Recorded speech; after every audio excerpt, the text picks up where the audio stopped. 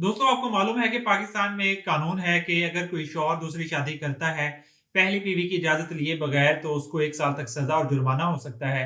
आज मैं आपको चंद एक ऐसी सूरतें बताऊँगा जिसमें शौहर दूसरी शादी कर सकता है पहली बीवी की इजाज़त लिए बगैर। वो सूरतें कौन-सी हैं दोस्तों? अगर बीवी शौहर के साथ नहीं रहती, नाराज़ रहती है, अपने वालिदैन के घर रहती है, हकूक़-ए-ज़ौजियत वो अदा नहीं कर रही या बीवी जो पहली बीवी है वो फ़िज़िकली या मेंटली इस काबिल नहीं रही कि वो अपने शौहर की या बच्चों की देखभाल अच्छे तरीके से कर सके, तो शौहर दूसरी शादी कर सकता है, चाहे उसको पहली बीवी इजाज़त ना दे।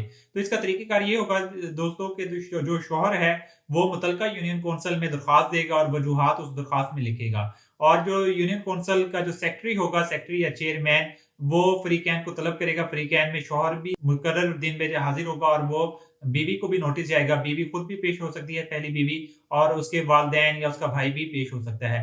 तो यूनियन कौंसिल का जो सेक्रेटरी होगा या जो चेयरमैन होगा, उसको अगर लगता है कि शौहर के पास वैलिड ग्राउंड है और उसके पास ऐसे एविडेंस हैं जिससे ये साबित होता है कि शौहर को दूसरी शादी करना ज़रूरी है, तो अब चाहे पहली बीवी इजाज़त ना भी दे तो यूनियन कौंसिल का जो सेक्रेटरी है या चेयरमैन है, वो उस शौहर को इजाज़तनामा जारी कर देगा। और जब इस तरीके से शौहर के पास इजाज़तनामा आ जाएगा, तो वो पहली बीवी की इजाज़त लिए बगैर भी दूसरी शादी कर सकता है।